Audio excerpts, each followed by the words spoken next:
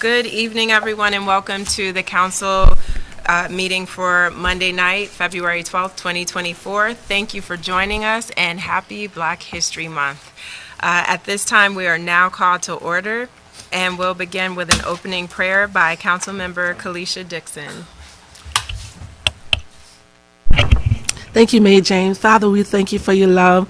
We thank you for your grace, and we thank you for your mercies. God, we thank you for running us through this day. Oh, God, I pray right now that you will touch each and every one of us, oh, God, the council, the police officer, oh, God, and I pray that you continue to protect us. In Jesus' name, amen. Amen. Thank you for that. At this time, we'll move to the Pledge of Allegiance.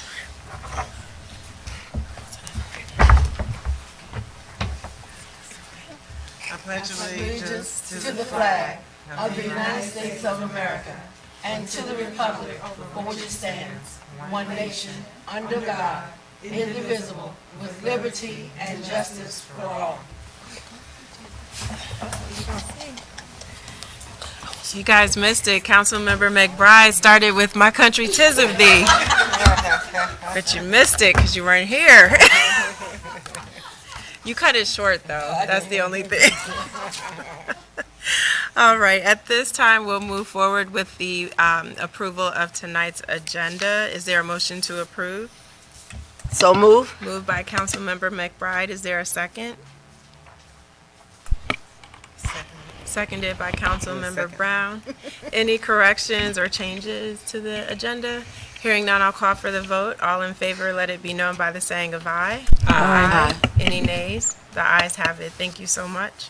At this time, we'll move on to the approval of the meeting minutes for January 8th, 2024. Is there a motion to approve? So move. Moved by Councilmember Dixon. Is there a second? Second. Seconded by Councilmember Brown. Any corrections or changes to the minutes? I think we got the latest just before the work session. All right, hearing none, I'll call for the vote. All in favor, let it be known by the saying of aye. Aye. Any nays? The ayes have it. Thank you so much. At this time, we will have to forego the presentation, the promotion by the police department until the next meeting. Unfortunately, Chief Collington was not able to join us tonight. And then also, thank you, Councilmember Brown. Is there a motion to approve the absence of Councilmember Blunt? So move. Moved by Councilmember Brown. Is there a second? Second. Seconded by Councilmember McBride. Any questions or comments? Hearing none, I'll call for the vote. All in favor, let it be known by the saying of aye. Aye. Aye. Any nays? The ayes have it. Thank you so much. Thank you for the reminder. At this time, we will proceed on to public comments. And tonight we have Ms. Susan McCutcheon. Or is this the sign-in sheet? Yeah.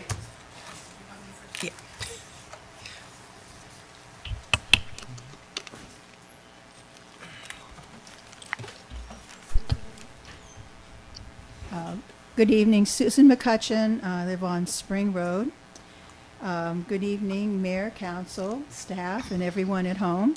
I first of all would like to give you an update on something I talked about last time, the Maryland Department of the Environment. The update is that the Baltimore-Washington Rapid Rail Company withdrew their application to get permitting for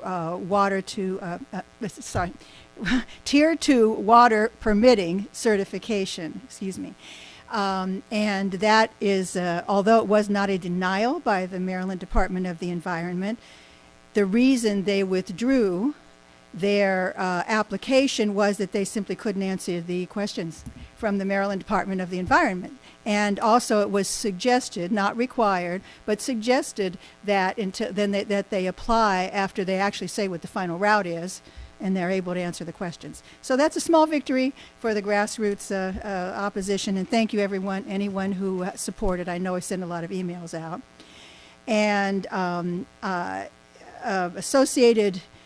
associated with that, as far as the maglev issue, there is legislation, and the mayor and council are addressing it. We'll have a letter addressing and supporting legislation to saying that state funds to support building the SC Maglev would not be allowed, except in cases of staff working on permits or that sort of thing.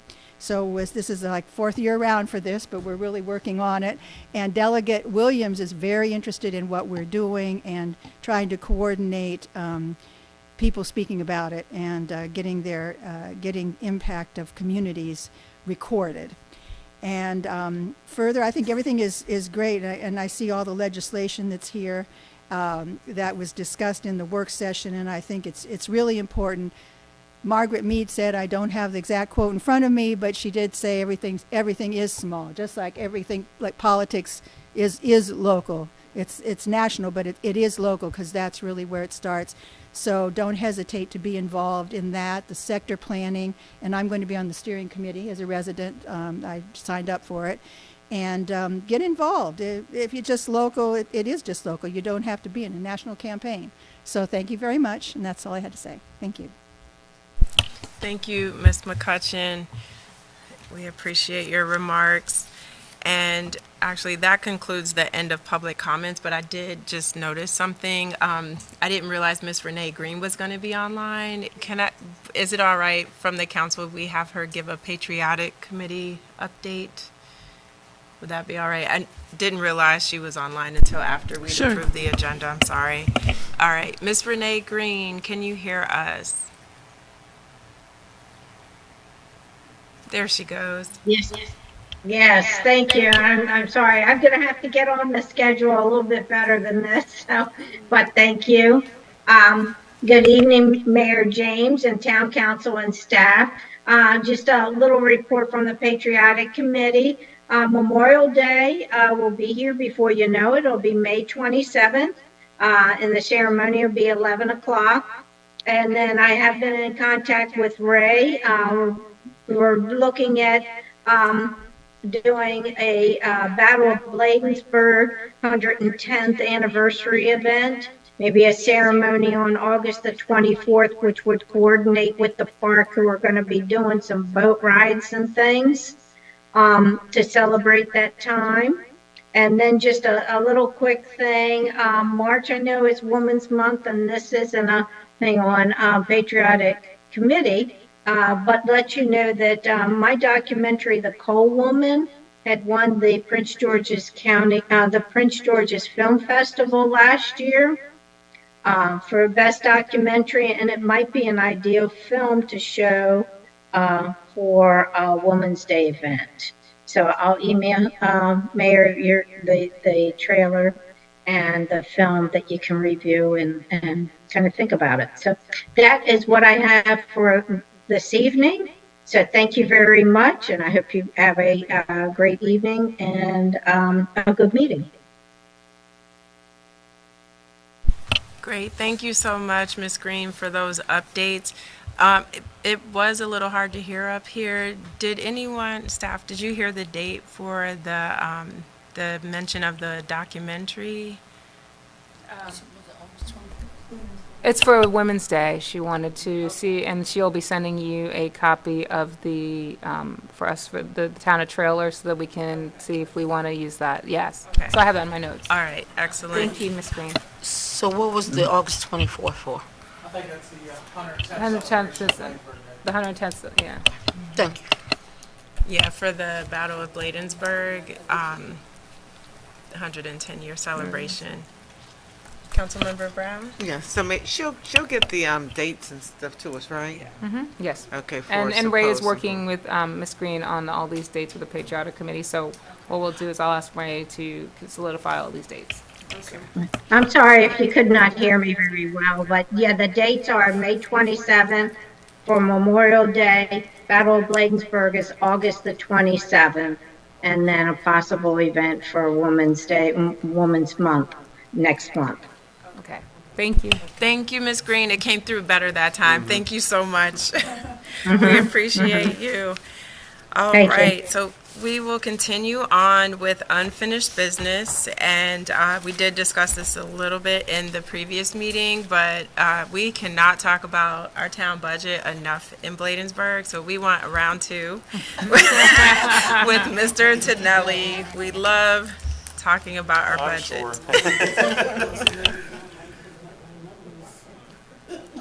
Okay, Mayor and Council, at the work session, we discussed where we are and were as of the end of January, 7 months into the fiscal year, and we're pretty much in line with revenues and expenses.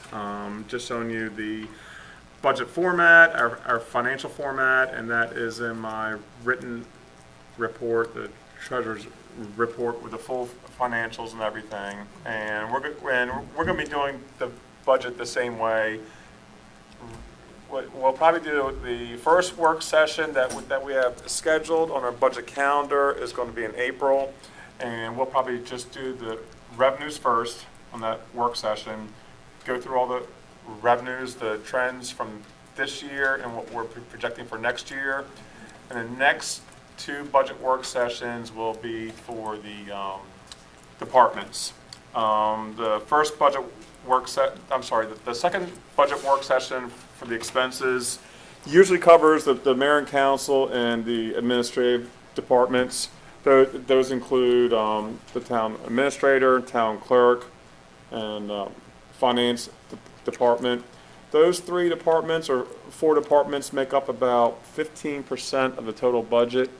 And the last budget work session that we have scheduled in April, we'll probably just do public safety and public works, which makes up the majority of our expenditure budget because we provide services, and that's what those are for. So, and that is the largest part of our budget, and that'll be concentrated on the April 22nd. It says the 25th there, but it's actually April 22nd there, work session.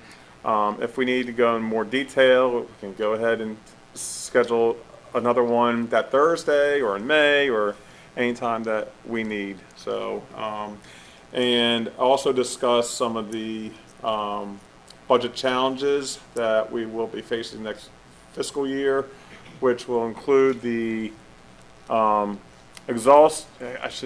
exhausting of the ARPA funds, which is the main thing. I guess that's the best way to put it. Thank you. Yeah, I put up there for you. So beautiful. If we're going to do COLA merit increases to staff, what they are going to look like and where the funding is going to come from, continue funding of new positions, and we talked about insurance increases. We're getting hit pretty hard with workers' compensation insurance increases and also liability insurance increases, which, you can just see from the budget adjustments here. We have the vehicles to replace through accidents and just through the course of providing a service. And also, can you scroll down a little bit? Yeah. Health insurance, vehicle replacements, support to our local Bladensburg Volunteer Fire Department, and also we have to start looking at creating a funding source for a replacement for this town hall, which is desperately needed.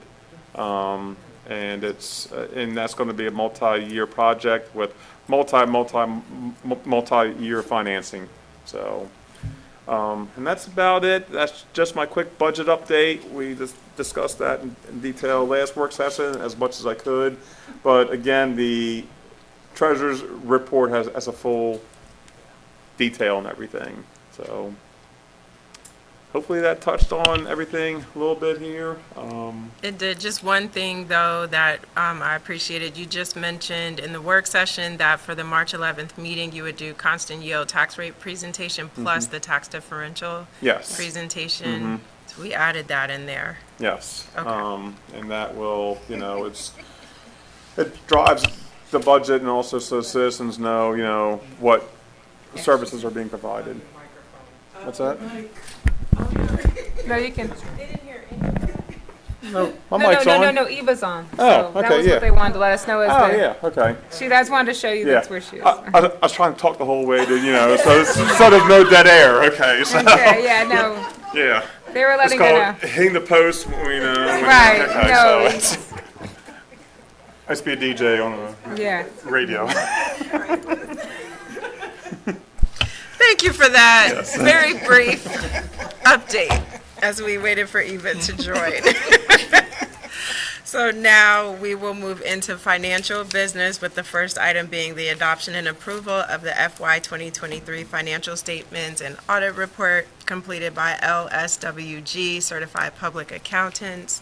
And I believe Eva is there with us virtually, so Mr. Tonelli, we'll turn it over to you and then to her. Actually, we have in front of the mayor and council, the FY 23 financial statements and audit report, and I invited Ms. Webb, who's the principal, to present this to the mayor and council, and she will touch on the highlights and answer any questions that you all have. Thank you guys for having me. I'm going to go ahead and share my screen, and we're going to walk through the statement, and feel free to stop me if you have any questions. All right, I'd just like to make sure you guys... Eva, can you just hold on for 1 second, please? Oh, of course.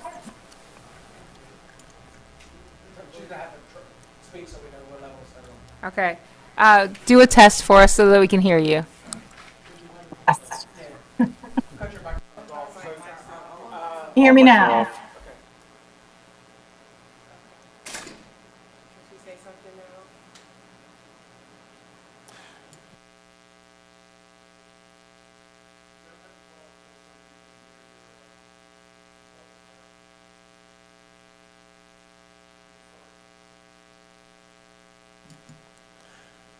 You can go ahead and start.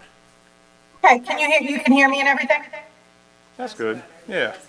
Yeah. Perfect. Okay.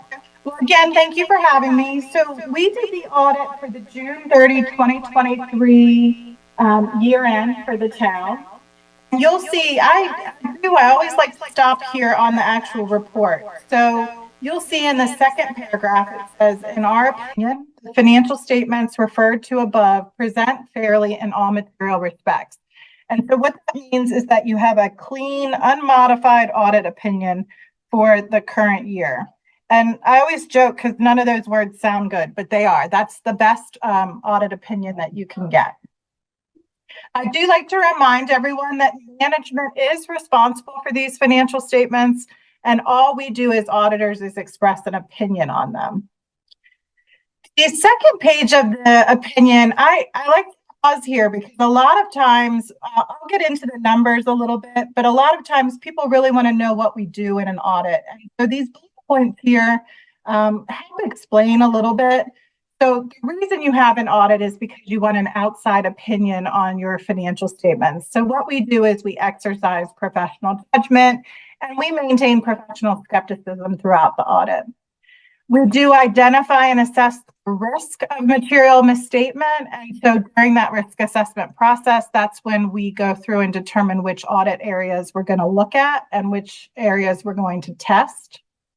We also obtain an understanding of internal control. So the processes, the procedures, we look at those. In certain instances, we test controls, and in others, we don't, depending on, what's available. We also look at the accounting policies to make sure they're correct and reasonable for a town of your size. We look at accounting estimates, and we also look at whether or not you are going to be a going concern, meaning will you be around in the next 12 months? And I smile because your numbers look real good, and we'll get to that in just a minute. The date is left blank. We will hopefully be able to put you in a position to review and approve these, and once that takes place, that's when we will do the report. So I'm going to jump right into the financial statements themselves. So we start here in Exhibit A1. This is your statement of net position. And so in a for-profit world, this is your balance sheet, right? It shows all of the assets, all of the liabilities of the town, and the difference is what's known as net position. So you'll see here at the top, your current assets are a little over 10 million. And if you look up above, most of it is in investments. And then we do have some cash, we have some accounts receivable, and we have some amounts from other governments as well as prepaid expenses. We also have some long-term or non-current assets. These are our capital assets, our subscriptions, and our leases. They total about 2.7 million. So you add those together, and our total assets a little under 13 million for last year. We also have some deferred outflows. This relates to the pension, about 1.3 million. The other side are our liabilities. Of course, all organizations, towns, entities are going to have payables at the end of the year, accrued salaries, accrued vacation. You'll see those balances here. Our total current liabilities a little under 1.4 million.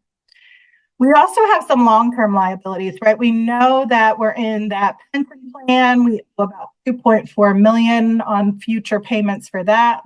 We also have some lease liabilities and our subscription liability. So our non-current liabilities about 2.6 million. So we add all that up. We also have some deferred inflows. And so we have about 7 million of total net position. And so a lot of times people ask me, well, what is that? It represents sort of your reserves, what's left, right? So you have some categories here. You have some restricted net position, meaning it can only be spent for a particular purpose. That's about 1.3 million. You also have what I like to say is unspendable, right? Invested in capital assets, net of related debt of about 2.4 million. And so the piece that remains is this unrestricted, so that can be used for general operations of the town, a little over 3.3 million. The next statement is your statement of program activities. And this is sort of like an income statement, only it starts with expenses. So expenses for the town last year were about 10.2 million. And you'll see we group it by governmental activity. So general government with 3.5, public safety 5.5 million, public works a little over 1.1. So it starts with the expenses, and then it shows you how your town paid for those expenses. So we do have charges for services that generated about 1.5 million. And then we have operating grants and contributions, about 2.9 million. So you see here, we have a deficit that we have to make up with our taxes. But down here at the bottom, you'll see we do have our income taxes, about 704,000. Our property taxes, about 5.2 million. Interest, amazing, because you do have such significant investment balances. And I'm sure you guys have talked about this all year long. You generated a significant amount of interest last year, about 352,000. And then there's some miscellaneous income, about 50,000. So overall, our general revenues were a little over 6.3 million. So we had a positive change in net position last year, or net income, if you want to call it that, of about 569,000. So we add that to our beginning net position, and that's how we ended the year with a little over 7 million in net position. The next couple of pages are the fund level statements. And so I'm not going to present these. These are just fund level, so it takes out everything that's not current, and it only presents the current balances. So those are in there for your information, Exhibit A3, A4, and A5. The notes to the financial statements, I'm also not going to go into a lot of detail on. You can read them, but really that's information that just supports the balances or the amounts that are reported in those financial statements. If you had a question about a particular number, there would be a footnote that probably talks about it in a little more detail. I did want to show you the budget versus actual, the required supplementary information, because I feel like that's probably the most valuable piece of information in these statements. Kind of see, here's what we projected and here's where we ended up. So for the general fund, you'll see you did have some really large swings. So all to the positive for the most part.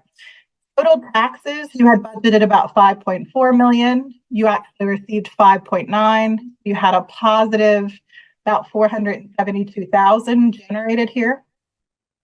Same thing with your state grant for police. We had expected about 152. It was over 291,000. There were a couple others. ARPA funds, this was just in the way that you budgeted for a lot more than what you actually spent. And accounting only allows you to record the amount of actual expenditures actual revenue to match the expenditures.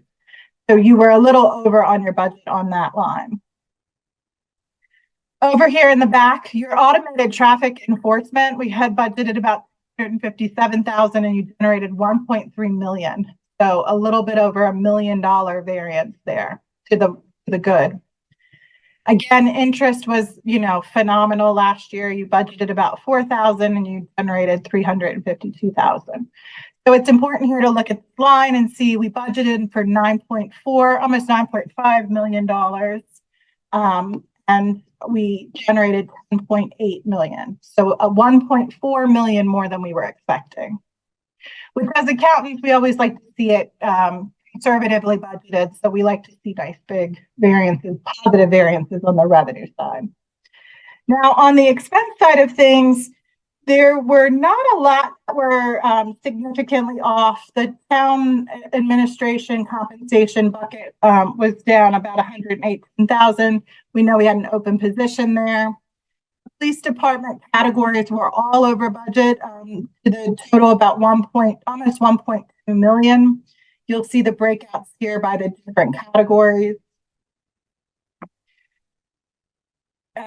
Same thing with public works. Compensation was below budget by about 147,000. Again, open positions there. And then our ARPA funding, the line for program expense was about 479,000 less than budgeted. On the expenditure side of things, you were over budget. You budgeted 10.1 million, you spent 10.4, but a lot of that was offset by the additional revenues that were generated. So exhibit B3 and B4, I find them a little bit confusing to most people. Essentially B4 is showing you, this has to do with the pension, their state retirement plan that you're in. So it requires an annual contribution. Schedule shows that you made the entire amount of the annual required contribution. So it was 306,000. You made the payment of 306,000.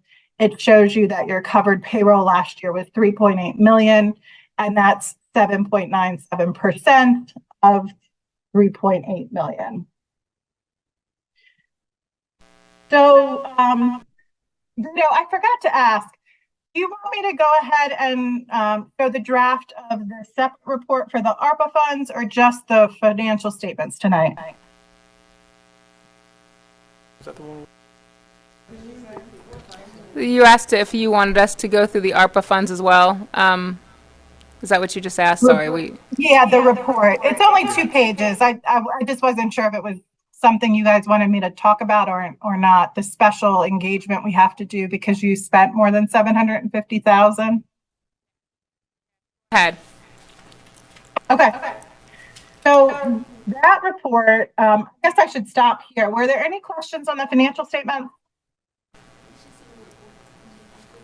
Okay. So we were over budget. Goodness gracious. There's a portion that we were over budget for the. Oh, is that? We were over budget in the police department, but we augmented that with exceeding revenues. That's what she keeps on talking about, that we've had more revenues. And so the police department, if you look on, I believe that was page, I'll go page back up. 30. Yeah, exhibit B1, page 3. Thank you. Yeah. It's up on the screen too for you, but it shows where we were 1.8 to 821 total. That's where I'm looking at it in public safety. Yeah. So that's where the public safety was over budget. But that was offset by increasing revenues, especially from the speed camera funds, I would say. Correct. So the top of that is Exhibit B1. Exhibit B1, page 304. B1, 304. So the expenditures were ramped up because the speed camera money all of a sudden came in within 6 months, and we had to expend it. So we did do some of that through on the expenses side through the budget adjustments, but then it just kept, coming and coming. So, and Eva, some towns and counties, I think, do budget adjustments to zero out all the variances. Is that correct? Yeah, I was going to talk to you. I do think you guys need to make a budget adjustment because technically you spent more. Like, this isn't allowed. If you look where I'm showing, your final budget on the expenditure side cannot be more. The actual amount can't be more than you budgeted. So you can do it in one line item. Like, you can increase, right? You had all that extra. You don't have to go through individual lines. You could say we had more speed camera revenue, $500,000, and add it to the police department line. And that's the same with ARPA too, because as you said, we budget that high amount, but we didn't spend all that until this. Yes, or you could, exactly. You could reduce the ARPA program expenses and the ARPA revenue because you were off on both of those. That would be another really easy way to get your budget. Because technically, municipalities are not allowed to expend more than they've budgeted. So this is a technical violation. Yeah, you would do a journal entry. Most of the time, you would do that by a journal entry at the end of the year. Would you make those adjustments that way? Well, it's not the actual amount, so it wouldn't be a journal entry. It's a budget amendment. A budget amendment. So so that's why we're doing them more now, so that we can catch the budget amendments throughout the year.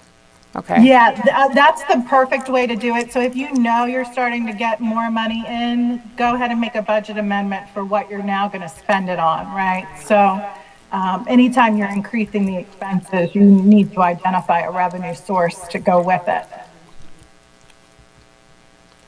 So yeah, we're doing that this year. So you'll see that in this year's budget. Perfect. Okay.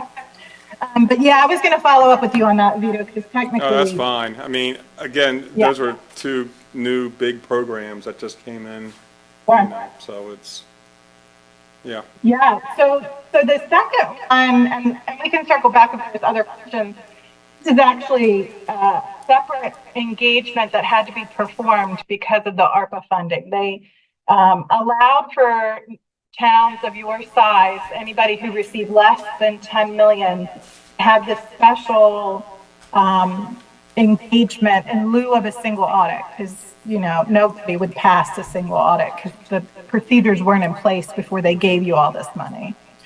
So what we did is we only had to test allowability, and so we did test significant ARPA expenditures, and we tested payroll to make sure that what you were reporting is correct and the costs that were being charged to the ARPA grant were proper.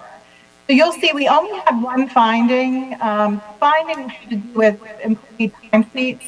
And so I think because your administrator position was open during the year, you had an interim, and it looked like there were a couple of time sheets that were not signed. And so just remember, we did a sample, right? So we picked 9 time sheets, 2 pay periods, and out of that, we had 1 time sheet that didn't have the supervisor signature and 2 that didn't have the employee signature.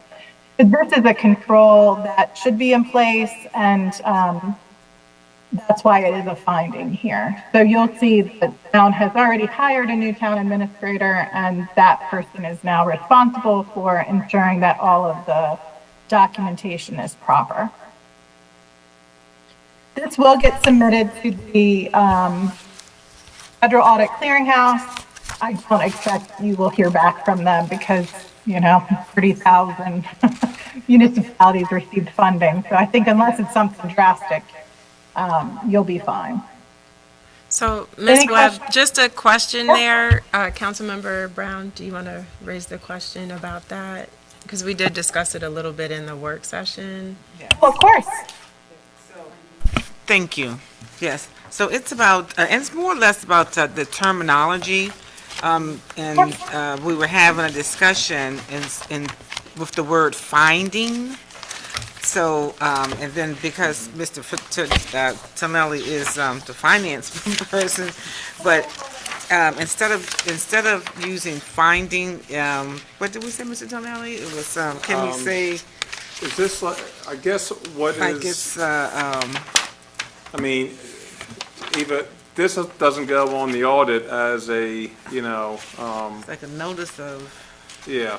yeah. I guess, This is required. This is a form that you'll see on any, you're talking about up where it says schedule of findings and responses. Yeah, that's the title of the report. So I don't have any ability to change that. Like this is a Okay. standard header, if that makes sense. So Yeah. I guess where we were coming from, Ms. Webb, is normally when you have an audit, if you have findings, that is something that is very, very serious and needs to be Disclosed. yeah, Yeah. disclosed, and there's a whole process and a set of procedures for that, versus an area where, in this case, we identified a problem with those timesheets, the two not having the employee signature and then the one without the manager's signature. So those are areas where we did not, the policies weren't followed, and we've identified failures there and also ways to fix it. But that's where we were struggling. A finding seems severe, and so just wondering, is there a different terminology that we should be using here with respect to this issue? Yeah, it's not. This is what the procedures call for. So anything that was not done properly, it's kind of like binary. It's either correct or it's not.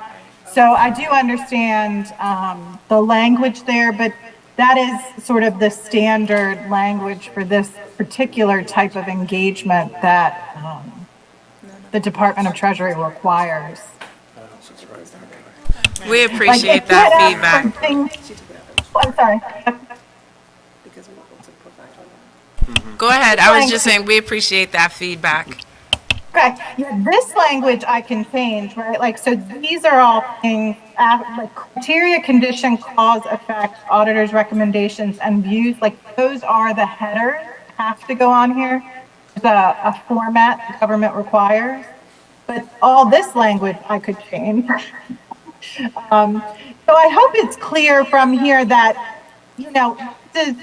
it is a finding because you have controls and they weren't operating properly, but the level of concern should not be, at a red alert, right? Like and I think we even put in here, we don't feel like we put in here that the employees were paid properly. Let me see. I know we did some drafts of yeah, so in here, management has represented that the employee's time was accurately reflected. So we don't have any concerns about the timesheets being inaccurate. They just weren't signed. So hopefully that helps lessen the impact of that finding. Yes, that makes sense. And I appreciate how the corrective actions are also noted here. And I also appreciate the fact that we did learn the timesheets were correct. It was just the procedure to fully approve those was not validated and verified as it should have been. So we definitely understand. Yeah, so I liken it to, it's more of a documentation finding and less of a concern about actual payroll. But unfortunately, once we find it, we have to report it. Any other questions from the council at this moment, or? Right. Okay. Okay. That was my only concern, so thank you. Okay. Thank you, Councilmember Dixon. Councilmember McBride, any comments or questions? No. Okay.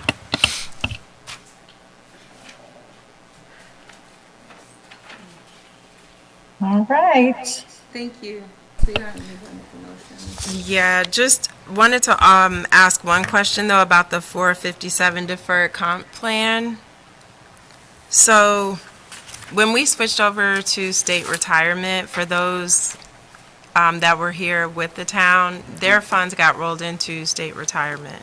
No, it was a I'm sorry, it was the 401 or 403B? 403B plan, yeah. So we ceased the 403B plan because the town was contributing to that. When we went to the state retirement, that is a defined contribution plan, I believe that's what it's called.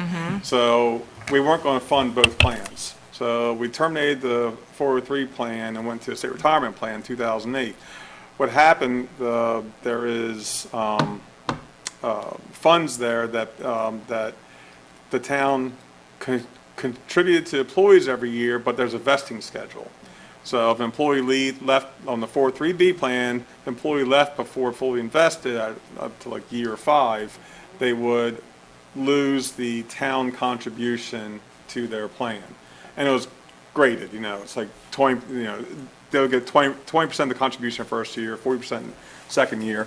So what happened as, employees were hired and left the town, the surrendered funds built up into a balance in the 403B plan. So they're still there right now. I think, what's on the audit, Eva? I think it's like 103,000. It's 100, yeah, it's 103,000 of forfeitures. And that can be used for plan expenses. There's Yes. also legislation in right now to limit that to only plan expenses such as administrative costs and not to employer contributions. Because I think under the current 403B plan, Eva can help me out, is that the town could use those to start a contribution plan again until those funds are used up. But they'll just sit there because we can't use them for anything else, unfortunately. They have to be 403B plan expenses only and not even 457 plans expenses. But you do still have the 457 plan. Yeah. Yes. Because there are from time to time people who aren't eligible for the state retirement plan. I believe just that all ours are eligible, yeah. As long as you're a full-time employee, Yes. you're eligible to participate in that plan. Yeah, but you may hire someone who, I've had it happen before, if they're already receiving benefits, you might hire somebody. Already a retiree. Thank you. Yeah. We do have one employee who's a rehire, Right. who's exempted Yeah. from being in the Being able plan to contribute. because they are already getting their retirement benefit. Retirement, yeah. So the 457 is going to allow that person to have employee deferrals. You as the town wouldn't put money in, but they could defer more money. What's that? What was that? They I'm could sorry. defer, the employee could defer money in the 457 plan, and the Correct. town wouldn't have to match it. Great. Well, I think we have probably gone overboard with our questions, but appreciate the time, Ms. Webb, and thank you for the diligence with conducting this year's audit, or the FY23 audit. And want to go back to what we said before. It is always good to get the opinion that our financial statements as part of this audit referred to above, I'm going to read it word for word, present fairly in all material respects the respective financial position of the government activities, each major fund, and the aggregate remaining fund information of the town of Bladensburg, Maryland, as of June 30th, 2023, and the respective changes in financial position for the year then ended in accordance with accounting principles generally accepted in the United States of America. As part of the process, we do appreciate the diligence to tell us where we had a failing, and appreciate your patience as we did issue a course correction and work to improve our processes internally. This is the purpose of the audit, to help us figure out if there's areas that we need to improve upon. And so we appreciate you doing that. With that, I'll call for a motion to approve the FY23 financial statements and audit report. So moved. Moved by Councilmember Brown. Is there a second? Second. Seconded by Councilmember McBride. Any further comments or questions? Hearing none, I'll call for the vote. All in favor, let it be known by the saying of aye. Aye. Any nays?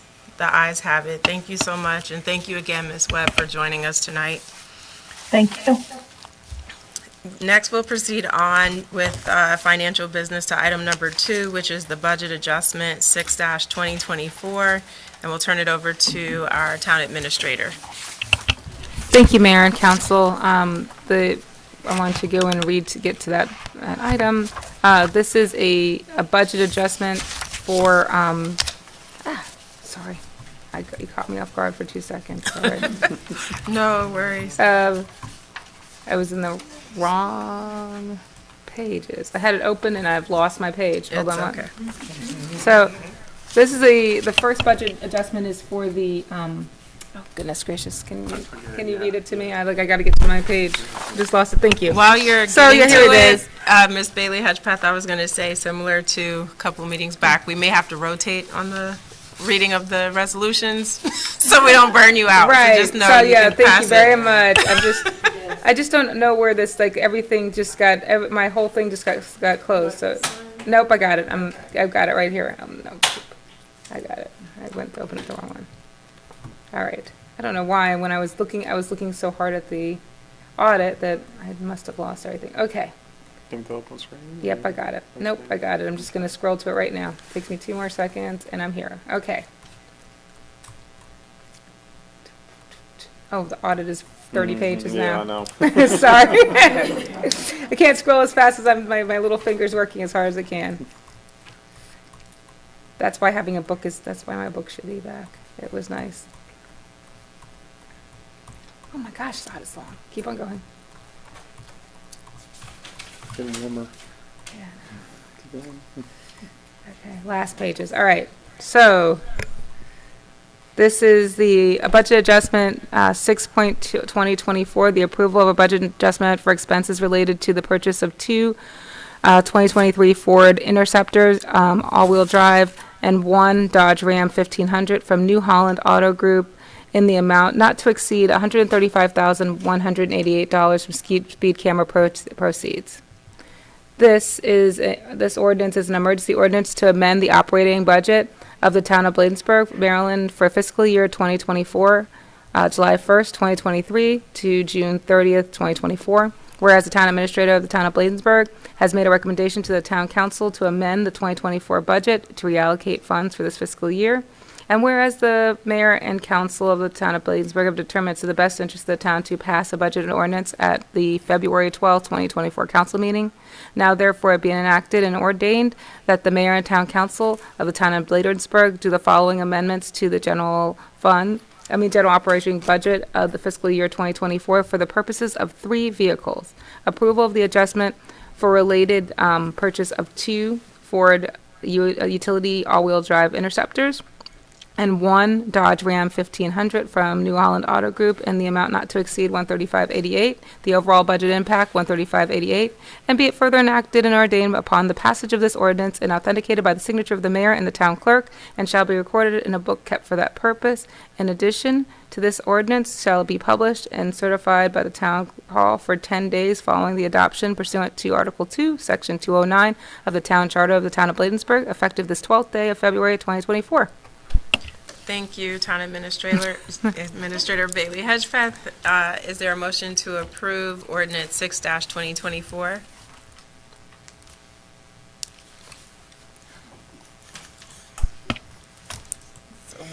Moved by Councilmember Brown. Is there a second? Second. Seconded by Councilmember McBride. Any questions or comments? Hearing none, I'll call for the vote. All in favor, let it be known by the saying of aye. Aye. Any nays? The ayes have it. Thank you so much. We'll move forward with budget adjustment 7-2024 for the purchase of portable towers from Mobile Pro Systems. Sure. You want to? Yep, I got it. No, I got it. Okay, so this is ordinance 7-2024 for the fiscal year 2024 budget amendment, an emergency ordinance to amend the town operating budget from the dates of July 1st through June 30th, 2024. Whereas the town administrator of the town of Bladensburg has made it recommendations to the council to amend the FY 2024 budget to allocate funds for this. And whereas the town of, and the council of the town of Bladensburg have determined that it is in the best interest of the town to pass a budget ordinance amendment at this July 12th, 2024 council meeting. Now therefore it be enacted and ordained by the mayor and the town council that the town of Bladensburg do the following amendments to the general operating fund of the fiscal 2024 budget for the purpose of portable light towers. Approved budget adjustment and expenses related to portable light towers from Mobile Pro Systems in the amount of $158,230 from speed camera proceeds. This is the overall budget impact of $158,230. And be it further resolved and ordained by the passage of this ordinance shall be authenticated by the signature of the mayor and town council and shall be recorded in a book kept for that purpose. In addition, this ordinance shall be published and posted and certified in the town hall for 10 days following the adoption and pursuant to Article 2, Section 209 of the Charter of the Town of Bladensburg, and will be effective this 12th day of February 2024. Thank you. Is there a motion to approve ordinance 07-2024? So moved. Moved by Councilmember McBride. Is there a second?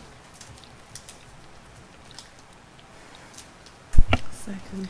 Seconded by Councilmember Dixon. Any comments, questions, or clarifications? Yes. Councilmember Brown? Thank you, Mayor. Yes, I just want to let it be known that these two, the budget adjustment item for 6-2024 and 7-2024, these are speed camera funds. So the purchases, the funding is coming from the speed camera funds that have been collected this year.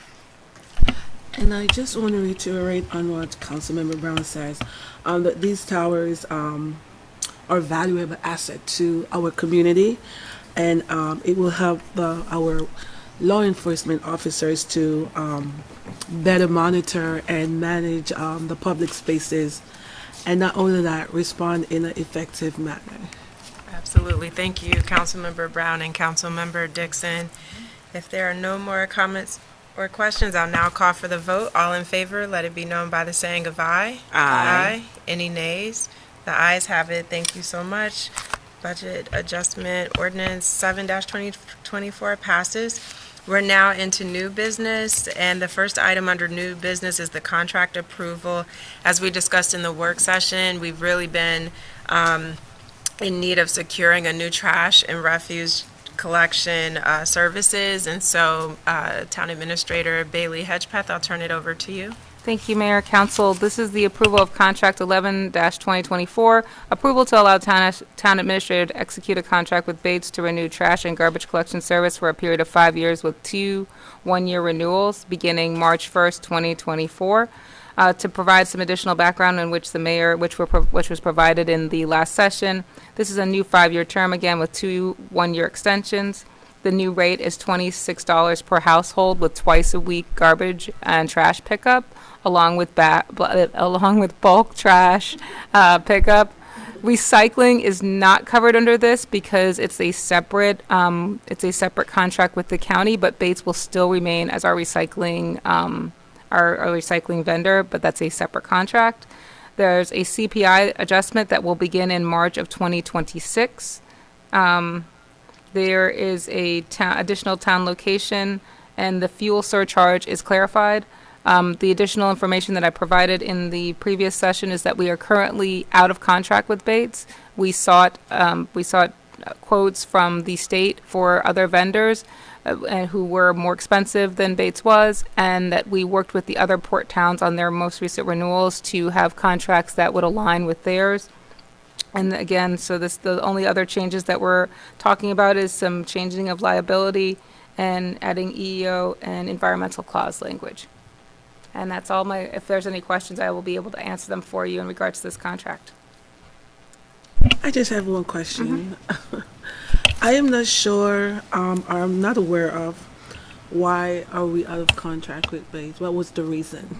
Sure. I don't know, Mayor Katza, but I believe the contract expired right during the pandemic, early in the pandemic, and we didn't have a town administrator at the time. Or we've had a couple of few temporary town administrators who haven't been able to actually work on this agreement. So once I came on board, I started working on this agreement with Bates so that we could do a renewal and get that done.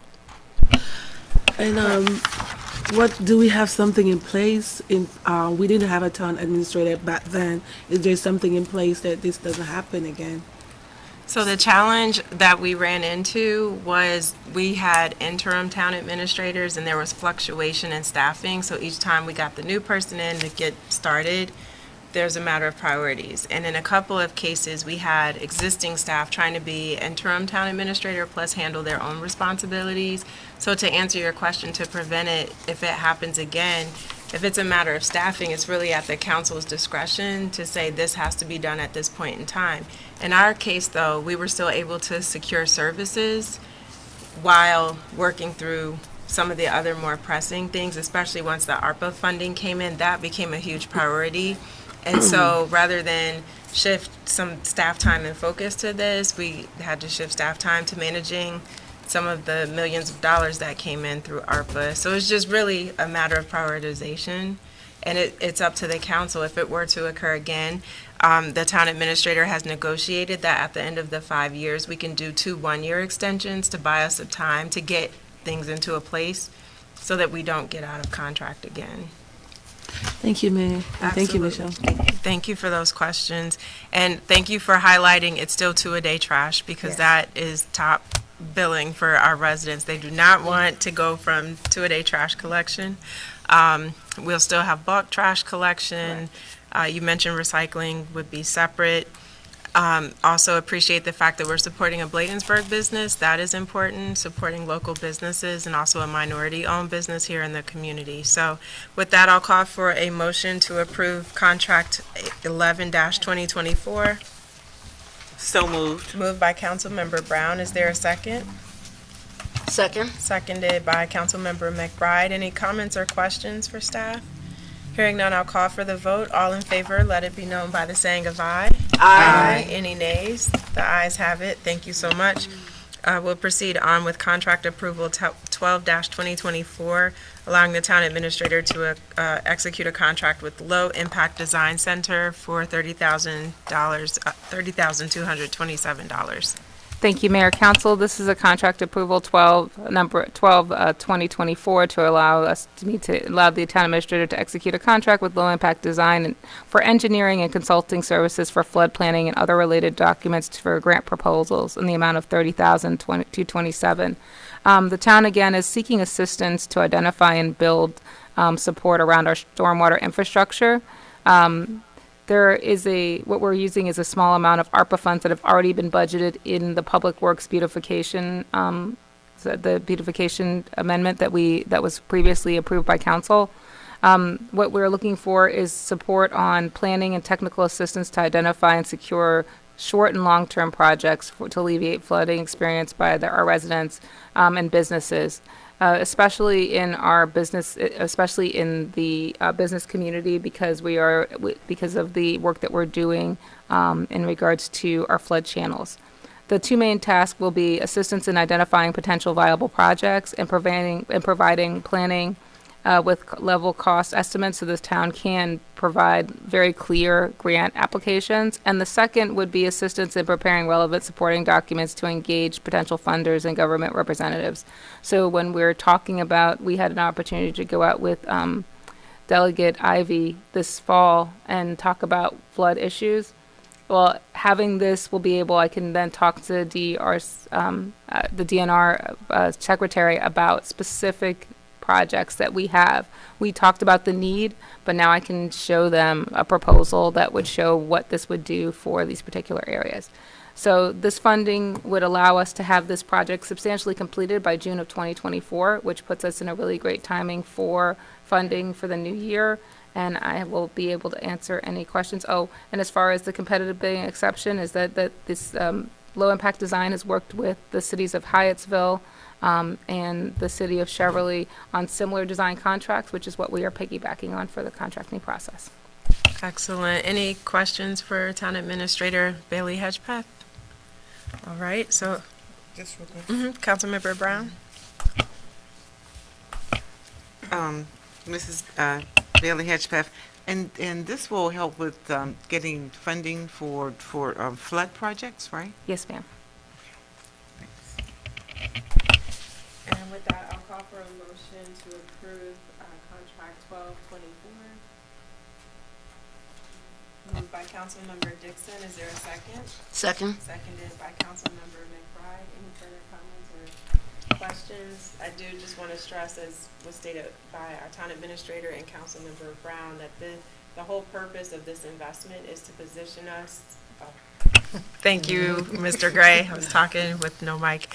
I want to just reinforce that what you were saying, Councilmember Brown, the whole point is to put us in a position where we have the data and information, the research from the engineers and those experts that helps us to position ourselves to build a case for the funding. And then with the timing finishing at the end of this fiscal year, the state will be into their next fiscal year. So for the grant cycles, it gets the project completed at a good time so we can hopefully get in that next round of funding applications. So with that, I will call, yes. Do it again. Oh, just in case you guys didn't hear, we had a motion by Councilmember Dixon for contract approval 12-2024. The motion was seconded by Councilmember McBride. Again, apologies, my mic was off. So we just completed discussion, and so with that, I'll call for the vote. All in favor, let it be known by the saying of aye. Aye. Any nays? The ayes have it. Thank you all so much. The next item is Resolution 6-2024. I got my breathing ready. Sorry, go ahead. No, I got my breathing ready if you need You're it. ready? Yes. Okay, I'm turning it over. This is Resolution 6-2024, a resolution for the town of Bladensburg supporting legislative initiatives to reestablish local land use.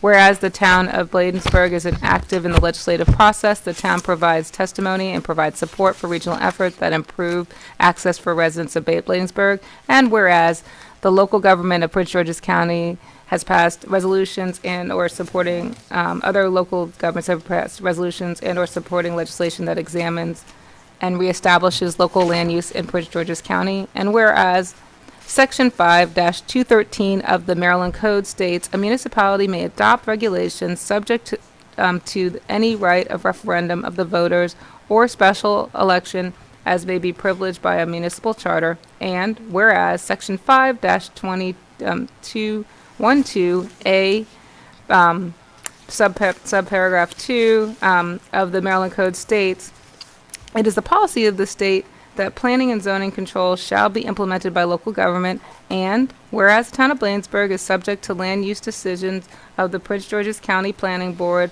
which is a subset of Maryland National Capital Park and Planning Commission, and does not have a dedicated and specified representative on the planning board, and whereas other Maryland municipal governments outside of Maryland National Capital Park and Planning Commission jurisdictions can and do successfully and responsibly exercise local land use authority, and whereas the council of the town of Bladensburg believes that it's in their best interest of the town, residents, businesses, and other community partners to have direct control over development patterns, policies, and objectives within the town.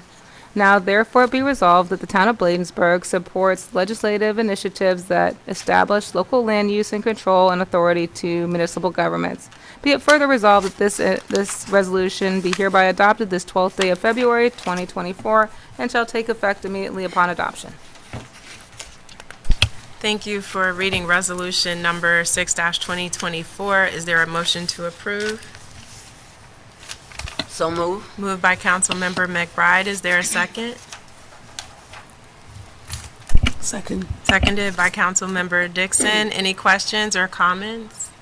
Councilmember Brown? Thank you, Mayor. Yes, I just want to make sure that we're going to add the opt-out clause to the language as well.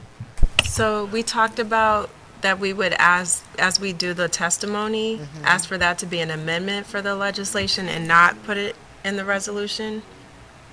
in the work session. That's where I thought we landed. Okay, I'm sorry, I thought we were gonna put it in the resolution as well. I thought we were gonna do both, but okay. Oh, I'm sorry. I understood it the other way. We can, No. I mean, if there's So- if do you have we can do like a whereas the town may make decisions in regarding to land use or something, if you want to come up with a sentence, I Yeah, guess we what do could you do want that. it to read? Do I need to come up with it right now? Well, that's what it's like, I Because guess we have to pass it. we'll have to so- pass it with it, so maybe it's whereas the town council would like to be able to opt into this, they need to have the option to determine its own land use. Or whereas Thank you. the Where is town the council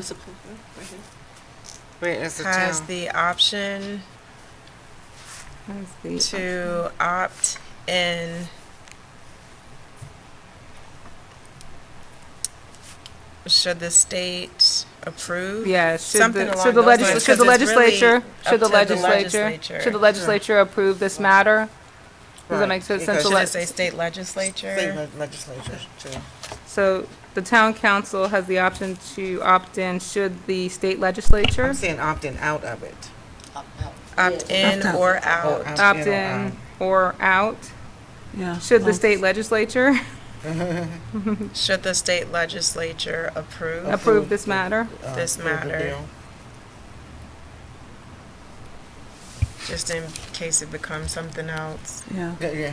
And, Okay. and then that, so I'll add that before, I'm gonna Before add the that. now be it further resolved? That'll Oh, be the yeah. last whereas? Where last whereas. Okay. Okay. Is Okay, everyone good with that? Yeah. Okay. amended. Okay. Sure. That's what I was going to mention anyways. Any other comments, No, that edits, or was it. corrections? Yeah. Okay. Okay. I'll call for the vote. All in favor, let it be known by the saying of aye. Aye. Any nays? The ayes have it. Thank you so much. And we'll proceed on to the The next last one. item, which is Resolution 7-2024.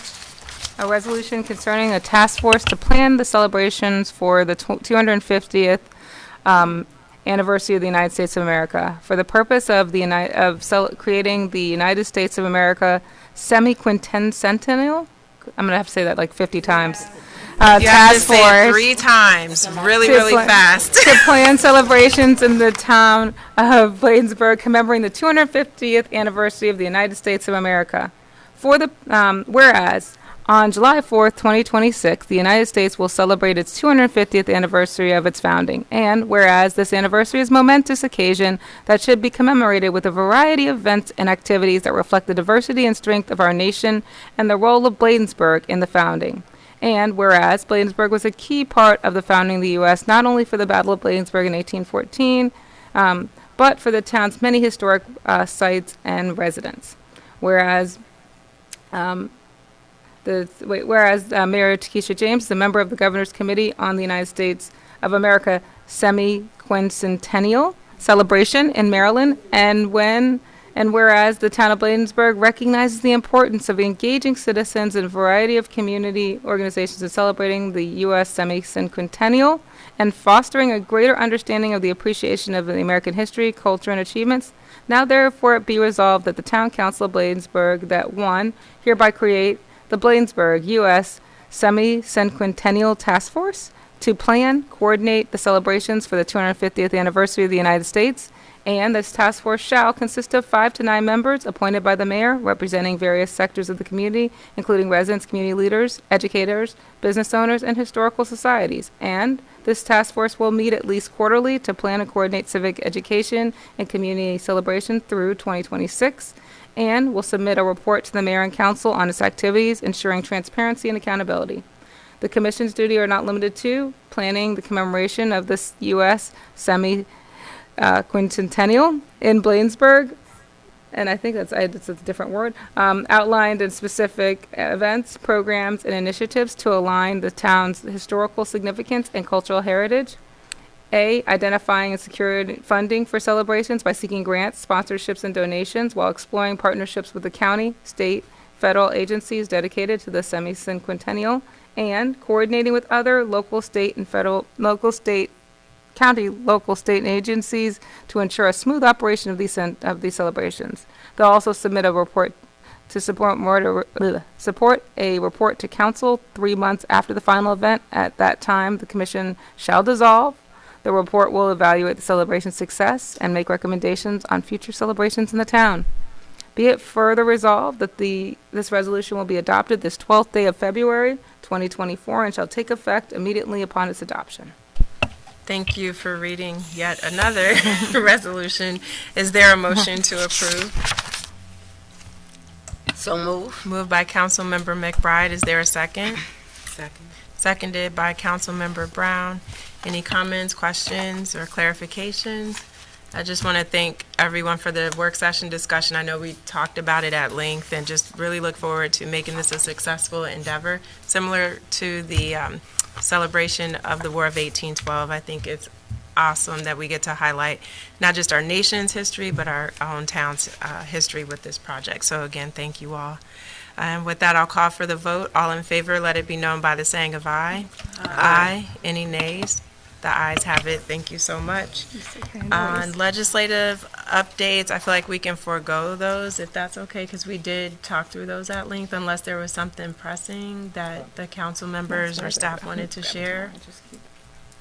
Was there anything? Okay. All right. And then Green Team update was the next item. Yes, Mayor and Council, just a quick update on the Green Team. They met earlier this month, I believe on February 1st. It feels like that this month has gone by so fast. Or maybe the 6th. I can't even remember anymore. The 5th, right? The 1st, the 5th. It met earlier this month. This month is crazy.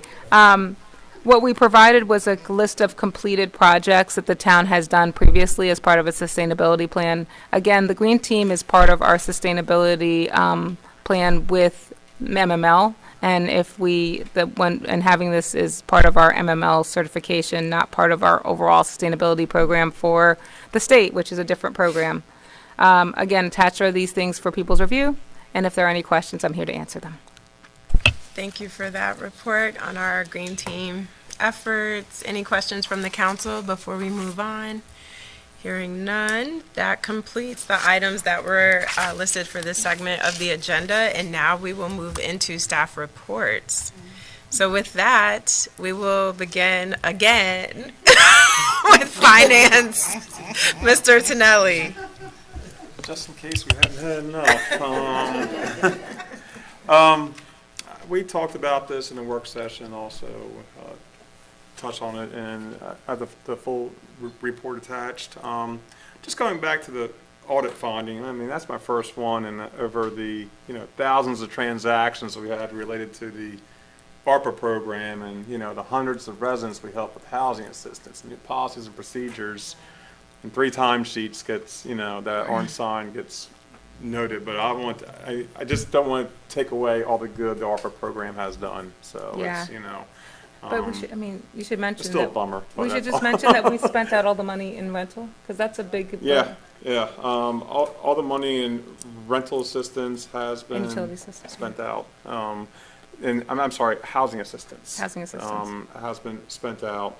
And I can do a full report on that. But it's also in the ARPA dashboard as well. Hold on one second. I'm sorry. I was going to do a full report, but now let's just touch on it real quick. It's just really quick. That's okay. It's $499,608. I found it first. Yes, thank you. So, I mean, of the $500,000, we are close. We have $400 left, $392 left. So That is remarkable when you think that went to helping people to prevent homelessness. That is very, very outstanding. So thank you for managing that with our small but mighty team in this one little office. I mean, again, it's remarkable. So thank you for all that you guys did. Councilmember McBride? Did that include the utility assistance? that is including utility assistance. Wow. Yeah. Thank you. Cumulative over the last 2 years, we spent about $1.9 million in the housing assistance. You said 1.9? Wow. Councilmember Brown? Yes. Mr.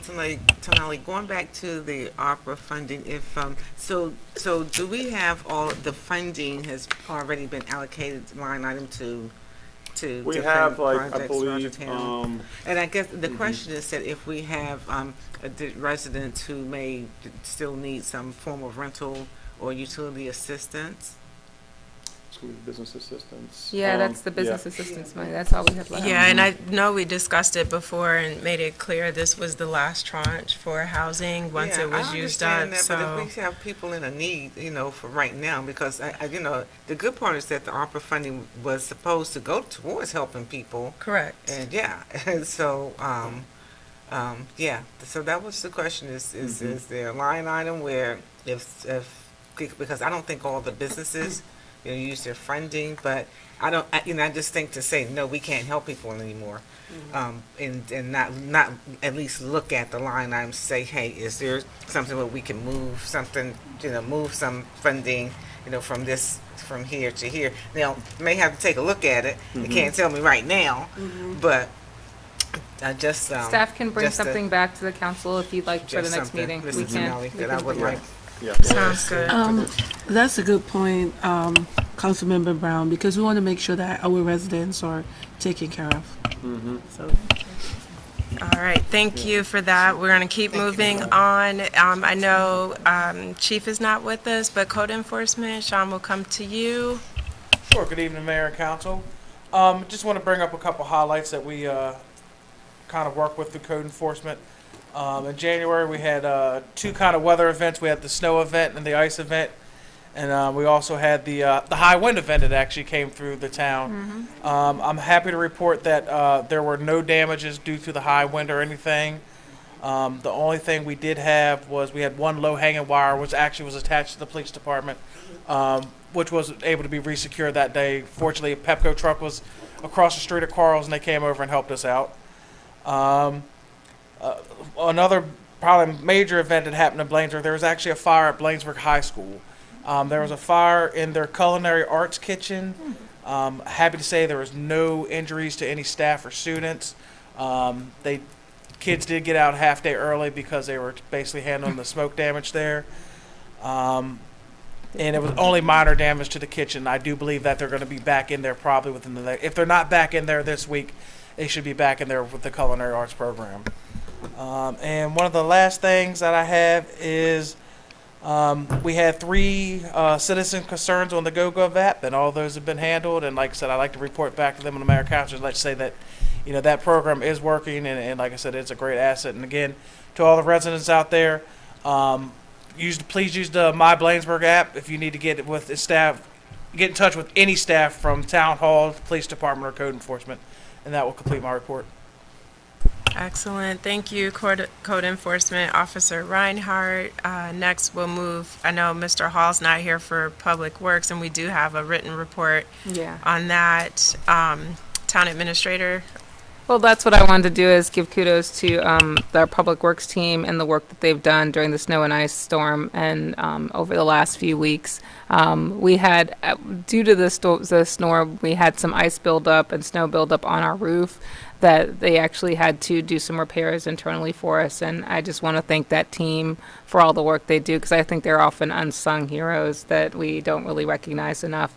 And then they were also able to work on the 46th Street mill and overlay by piggybacking on some work that Washington Gas was doing and being able to pave the whole entire street, which is much needed in that area. If you've driven over in the industrial area, that street's really bad. So it's actually kind of saved us some time and effort, because we were going to do some asphalt over there again, and it was actually done this month.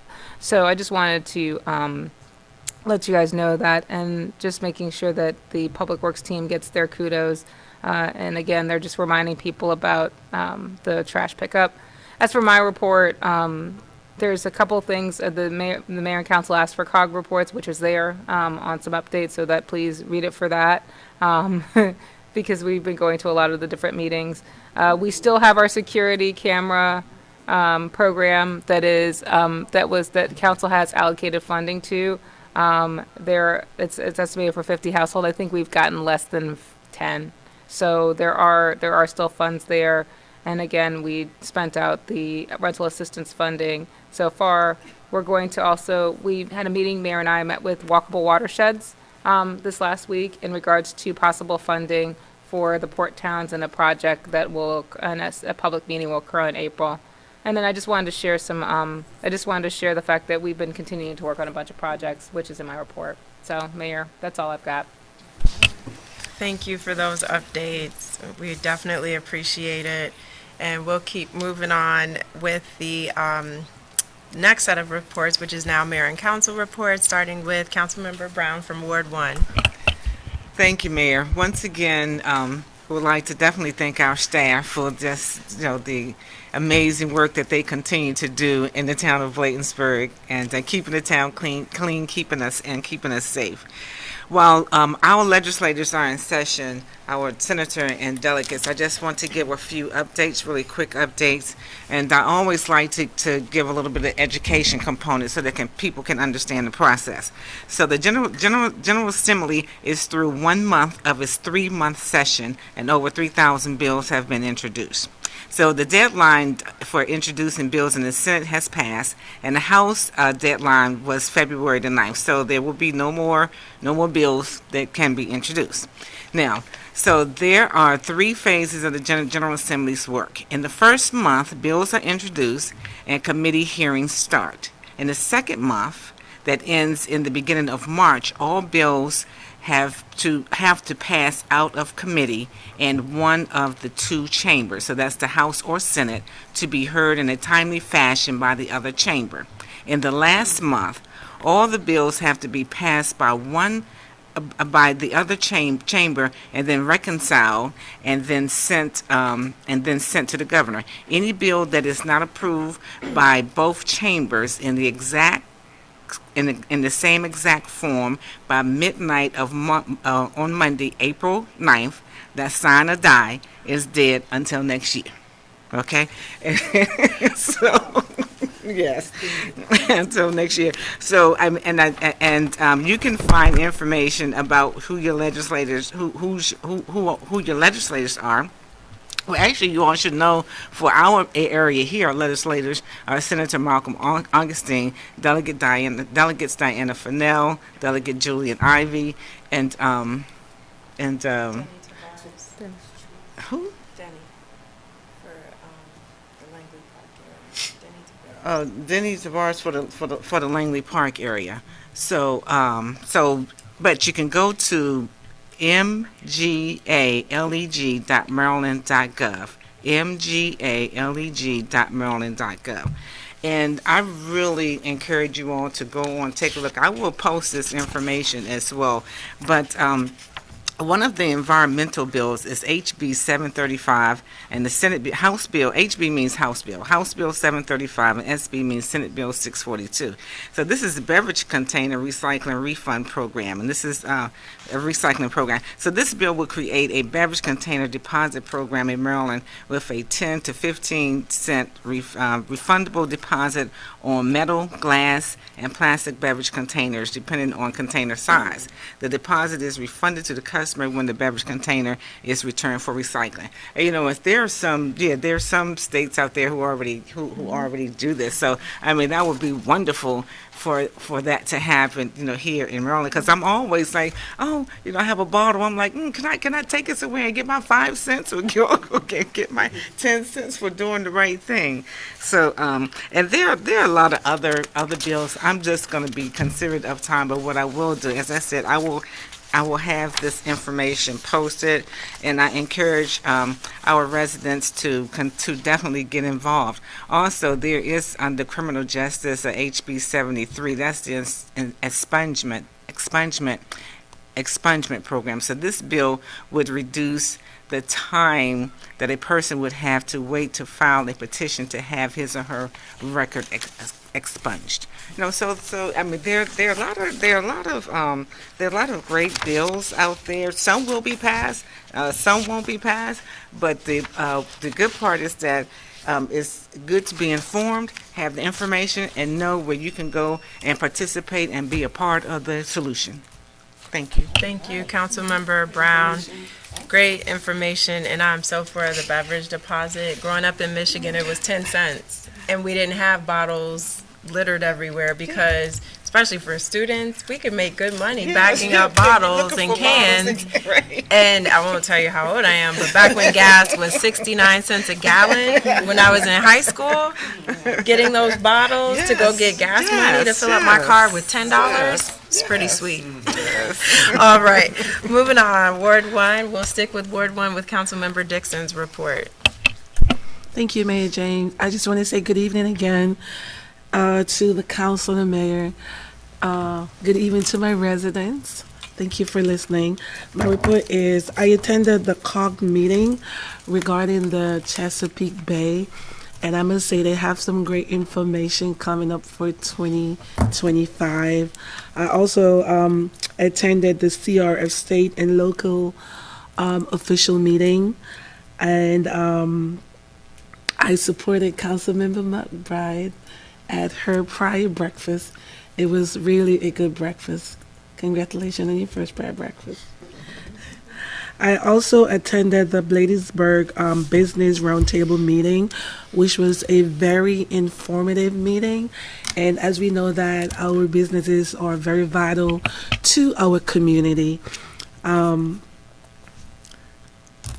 Day, Martin Luther King Day at the Bladensburg Waterfront Park, where we removed vines within 6 feet from the trees. It was amazing. It was very cold. It was nasty, but I had a good time.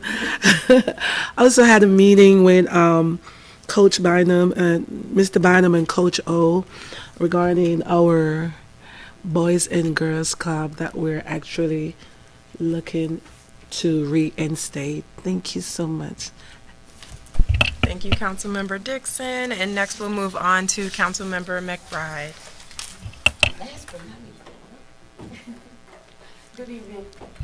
Good evening, everyone. I attended the, our Parkview Apartments did not have a resident council meeting last month, but we did have the prayer breakfast for Martin Luther King Day. And it was very nice. Very well attended. I also attended the Emerson House, their officer installation, and I want to say congratulations to all of them again. It was a nice reception, very well attended by the residents. Congratulations to all of the officers, and let's see, I sat in on a PGCMA meeting, and Ms. Hedgepeth, will you be able to give an update also, because Ms. Hedgepeth and I sat on a meeting regarding composting and how we can get some grant money to come to Bladensburg. So, Yeah, so the town has been working on a composting project, which Ray has been really good about working on the media about. We've had over, I think, 25 residents actually signed up. It was interesting because we more than doubled the amount that that Edmonston had for this pilot, and we're ready to run. So it's really good that we've gotten a lot of people, and there'll be drop-off points throughout the town. Right now we were focusing on 2 drop-off points. And then we can see how it would be for pickup if there's larger interest. But it's a grant that we've gotten, and it's been really great to have Councilwoman McBride working on this with us. thank you. Excellent. Also, I got a couple of things this time. I got a chance to meet very briefly with Pastor Rouse regarding the, what is the, I forgot the name of the council. Pastoral Lay Council. And there's some things in store that he's, him and the other churches are going to be working on, and I'm going to be working with them as much as possible so we can get our residents here in the town of Bladensburg, we see to their needs, if they need food, if they need clothing, however we can help. That's what we're here for to do, and to make sure that you're supported. One last thing is that I want to encourage all our residents, if you do not if you're not on the email list, if you don't get the town newsletter, please, please, please sign up. we want to be able to help you, but this is so you can stay informed as to what's going on in your town. This is your town, and we're here to serve you. And so we want to see you at the events and everything that goes on because you are important. And so that's it. That's all I have to say. Great report. Thank you so much, Councilmember McBride. And so I will try to keep this short. Similar to what was stated before, Councilmember Dixon and I did meet with Coach O and Mr. Bynum about the reinstitution of a Boys and Girls Club to provide athletic activities, but also some academic activities to give more opportunities that are positive to our young people. So we look forward to continuing to try to organize that and put a proposal together to bring back to the council. I did attend the 295 Coalition meeting on January 6th with Delegate Nicole Williams, where she talked about the bill that is coming up for the hearing on February 22nd, and also introduced us to Samantha Howard, who's the Latino Affairs Liaison for a county executive, also Brooks's office. Swore in the new tenant council at Emerson House, so Councilmember McBride and I were there, and Councilmember Blunt as well. Also, just wanted to give a huge shout out to our staff. I know on January 9th, the Prince George's County Office of Emergency Management held a meeting for municipalities in preparation for the winter events that were upcoming to just coordinate resources, and I think it was advantageous because our team properly prepared for that storm and really did a great job clearing the roadways and, yes, making them safe and passable. There's been a couple of economic development meetings going on with our consultant, so just trying to get some things together to bring back before the council for consideration. I have to thank my husband because I was out of town taking care of my mom after surgery, and he subbed in on the Dr. King Day of Service in the snow and the cold. Yeah, so I still owe him dinner for that. I did have the opportunity to get testimony in on behalf of the town for the Maryland Budget and Taxation Committee hearing that was held on January 17th. Also have been attending in January the PGCMA Legislative Committee meeting. So again, we're trying to make sure that we're submitting written testimony on behalf of the body, as Councilmember Brown noted, because we are in the heat of session right now. I also attended the MML board meeting on January 27th.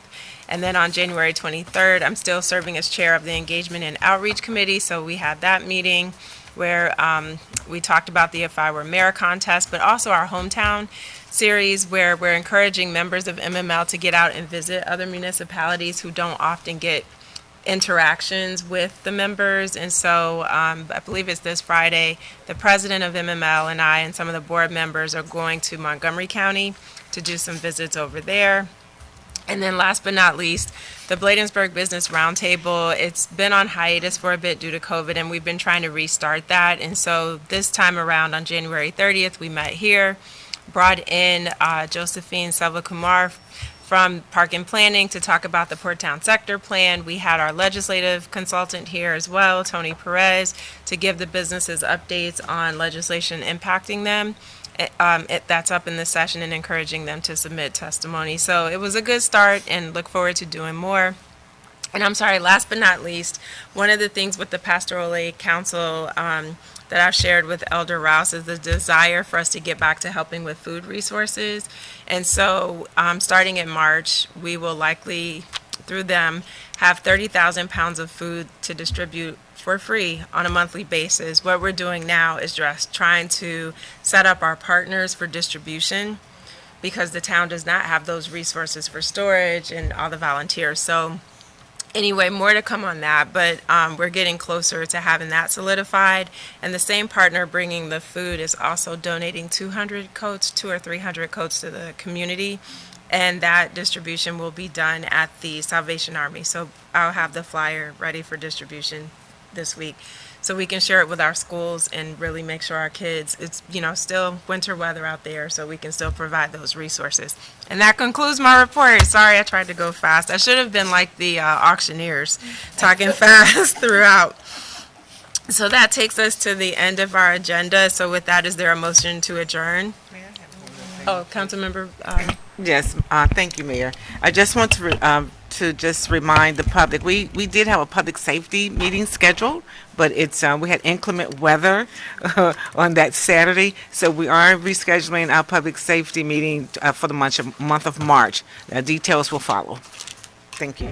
Sure, thank you for that announcement. And with that, is there a motion to adjourn? So moved. Moved by Councilmember Brown, is there a second? Second. Seconded by Councilmember McBride. Any comments or questions? Hearing none, I'll call for the vote. All in favor, let it be known by the saying of aye. Aye. Any nays?